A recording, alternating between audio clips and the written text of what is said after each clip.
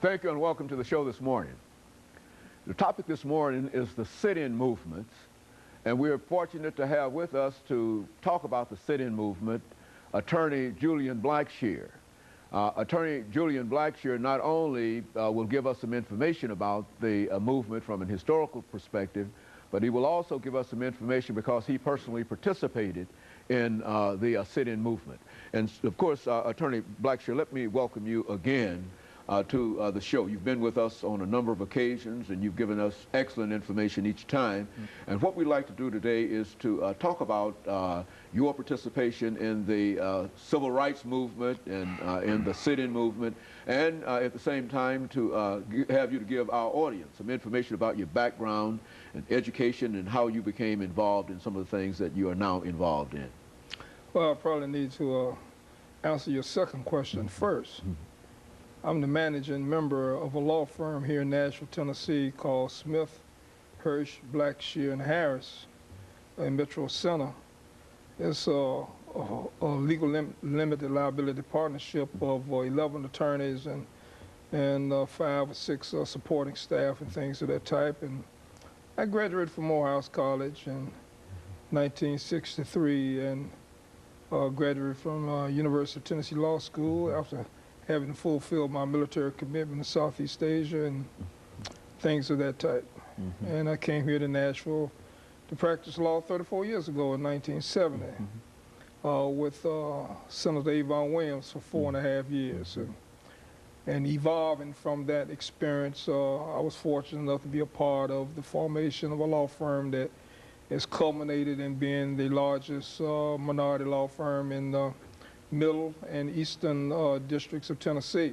Very frankly, it might be larger than western. I'm just not quite sure of that. So this is where I am.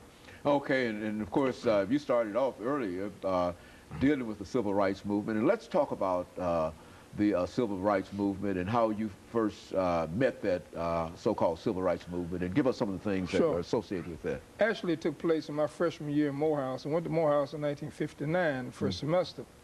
And in my second semester, my freshman year, the first sit-in demonstration occurred in Greensboro, North Carolina A&T, and if I remember correctly, it was February the 1st, 1960.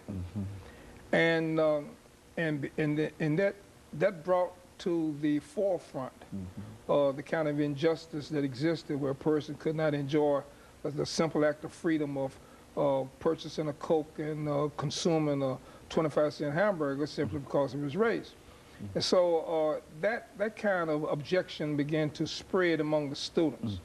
It got to Atlanta too, where Morehouse is located.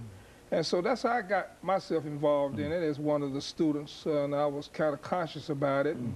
I never was one of the students on the quiet side of the revolution. I was an actual participant in it. And as a result, I belonged to a student organizational movement formed by Julian Bond, who was a student in Morehouse, named Committee on Appeal for Human Rights. And you had a lot of the various student organizations throughout the South and various different colleges that had the independent student organizations doing these things and sit-in movement. They had it up here in Nashville and things of this too with Diane Nash and so forth. So having said that, evolving from those circumstances, where the students got on the University of Shaw University in Raleigh, North Carolina in that same year in 1960 and formed a student movement called the Student Nonviolent Coordinating Committee, and the nickname was SNCC. And the whole purpose of SNCC was to coordinate, organize, and further sit-in demonstrations wherever they were needed in the South and in some cities up north. And so I was one of the original members of SNCC for that reason.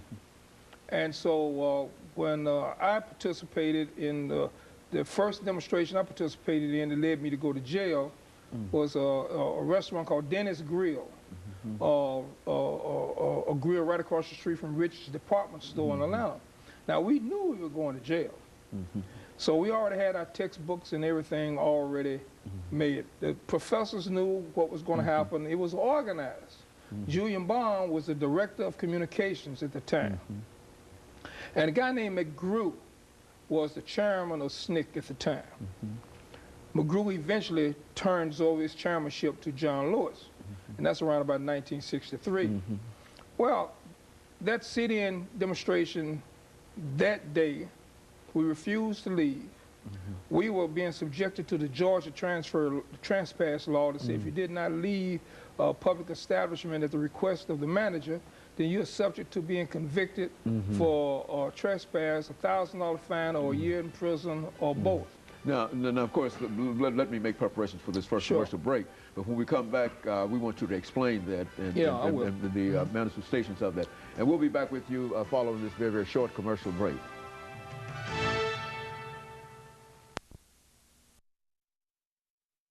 Of course, we're talking to